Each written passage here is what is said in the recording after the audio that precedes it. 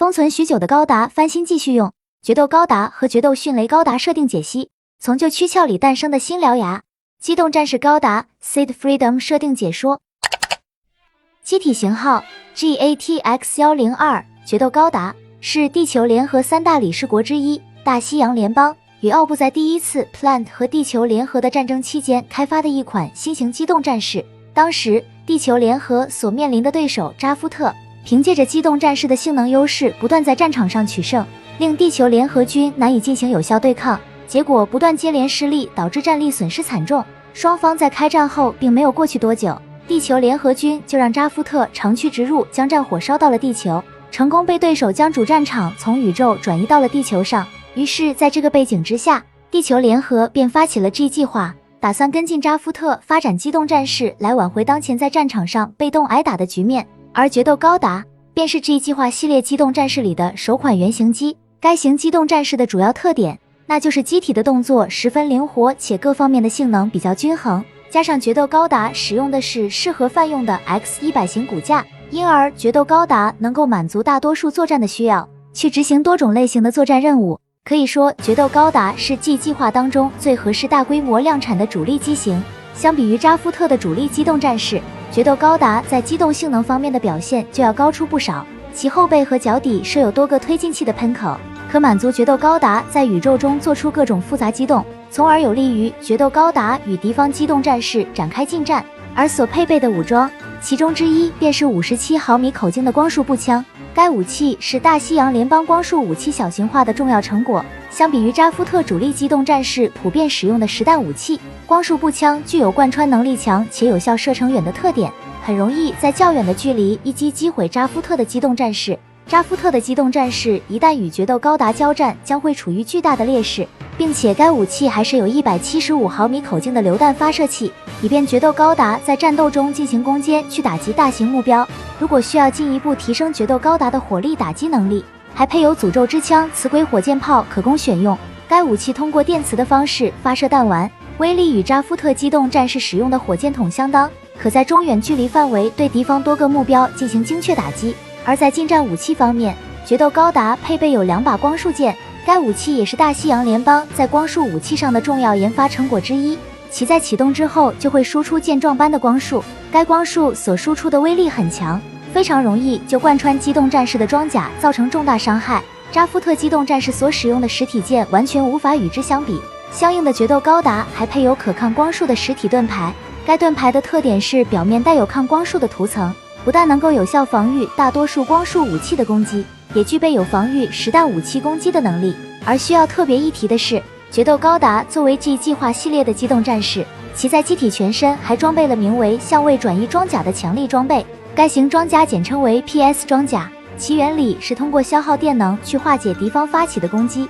所产生的防御效果要远优于当前其他类型的装甲，只有使用光束武器才能有效击穿 PS 装甲的防御。而这就意味着决斗高达在面对使用实弹武器的机动战士时，将会形成压倒性的优势。剩下的武装在头部还装有2门75毫米口径的豪猪阵近防火神炮，该武装通过高射速进行密集火力输出，由此形成弹幕去防御来袭的各种导弹，而且与敌方机动战士交战时还能发挥出一定的牵制作用。至此，凭借以上各方面的性能优势，决斗高达成功全面领先扎夫特的主力机动战士。一旦量产进入地球联合军中服役，将会对扎夫特带来巨大压力。然而很可惜，在 G 计划开发工作即将进入到尾声的时候，扎夫特便获得了关于 G 计划的机密情报，在经过分析之后对其给予了重视，紧接着就做出了决定，由克鲁泽组织一支作战小队前往 G 计划研发基地所在的奥布赫利奥波利斯殖民星，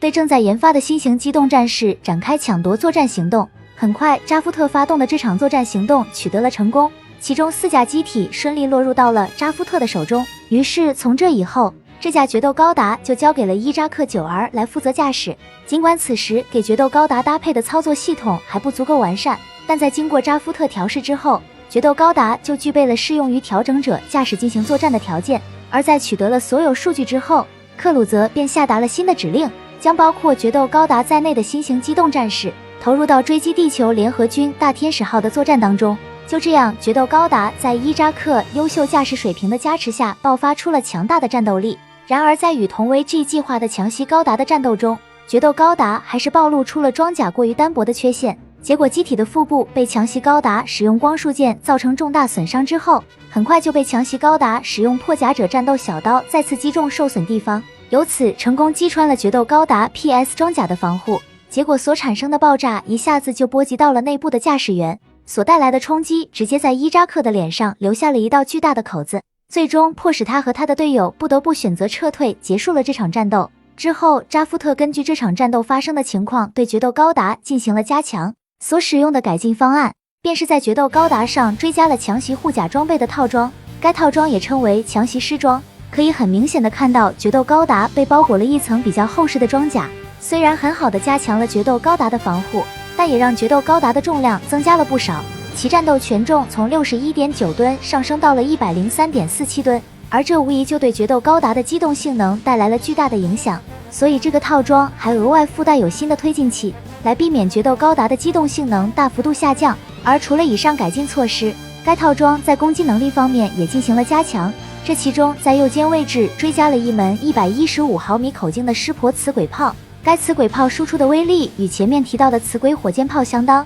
很好的补充了扎夫特夺取决斗高达后因没有选用武器导致火力上的不足。同时在左肩上还安装了220毫米口径的5连装导弹夹舱，所装备的导弹在打击舰艇之类的目标具有不错的效果，如果有必要还能发挥区域防空作用，像暴风高达一样去打击来袭的导弹，这在应对复杂多变的作战环境时会变得非常有利。由此可以说，决斗高达在装备强袭狮装后，各方面的作战性能都得到了明显的提升。不过受强袭狮装无法随时卸下的影响，让决斗高达在进入地球作战后一度陷入了因无法适应地形导致行动缓慢的境地，不得不像扎夫特主力机动战士金恩一样，依靠格乌的辅助来使自身具备在地球上飞行的能力。即便如此，使用强袭狮装套装的决斗高达在接下来的战斗中的表现依然十分抢眼，一度在第2次亚金杜维战役中，凭借盾牌和强袭狮装叠加的防护能力，成功防住了地球联合军新型机近段高达发起的高能攻击。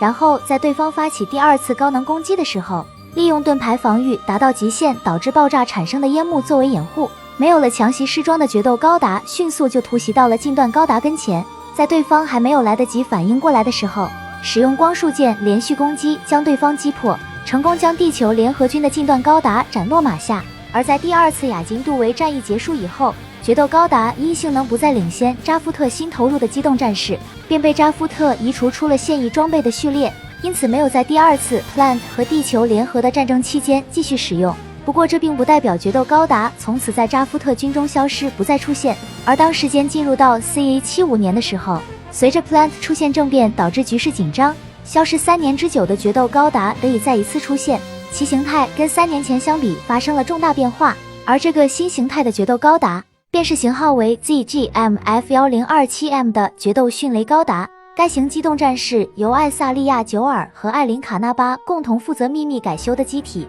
其目的是用来应对未来可能会突发的重大事件，确保突变发生时仍有足够强大的力量仍掌握在自己的手中。而从改修后机体的名字就能看出，决斗迅雷高达是在决斗高达的基础上融入迅雷高达装备的机动战士。这其中体现迅雷高达特征最明显的地方，那就是决斗迅雷高达所使用的部分武器是在迅雷高达的武器上改进而来，像左手臂上的 XM53S 型富朗索2火箭矛，就是基于迅雷高达装备的富朗索火箭矛发展而来的武器装备，其功能也是用于抓取目标或对目标发起攻击。所发射的钩爪在末端连接有绳索，以便回收射出去的钩爪反复使用。而在决斗迅雷高达的右手臂上装备了2发 XM61 型骑兵标枪2超高速动能穿甲弹，同样该武器也是在迅雷高达装备的骑兵标枪发展而来，所发挥的作用跟原来一样没有区别，能根据战斗情况需要来发挥出不同的作用。